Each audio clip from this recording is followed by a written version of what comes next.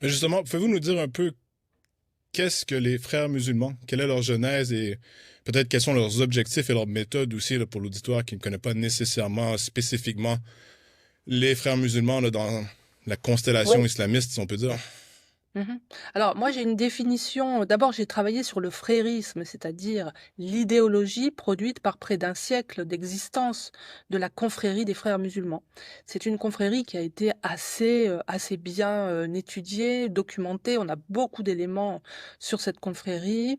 Mais c'est vrai que son influence aujourd'hui dans nos sociétés du 21e siècle, dans nos démocraties sécularisées, on a beaucoup moins de travaux. Alors, pour en dire quelques mots, comme je le fais dans mon livre en introduction, la confrérie des frères musulmans est née en 1928. C'est un jeune instituteur de 22 ans qui l'a créé, qui s'appelle du nom de Hassan el-Banna, et avec l'idée finalement de reconstituer une sorte de milice qui va aider à la reconstitution d'un califat. 1928, c'est 4 ans après l'abolition du califat ottoman. Et ça, c'est quelque chose qui a été très mal vécu dans le monde musulman.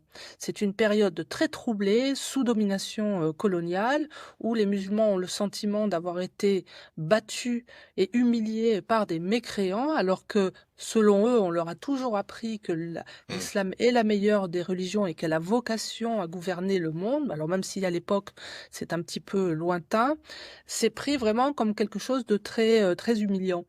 Donc la confrérie naît de ce climat-là particulier, une défaite où on se remet en question. C'est pas seulement la faute des Occidentaux, c'est aussi la faute des musulmans qui auraient perdu leur islam d'origine. D'où le retour aux salafis, hein, c'est-à-dire aux pieux anciens qui, eux, avaient la parole sage qu'ils détenaient du prophète. Donc voilà un peu les circonstances de la naissance de la confrérie. Ensuite, elle a évolué et bien sûr, elle s'est opposée au pouvoir en place. Euh, donc ça dure un certain nombre d'années. Elle se rapproche à un moment donné des nazis, de Hitler lui-même.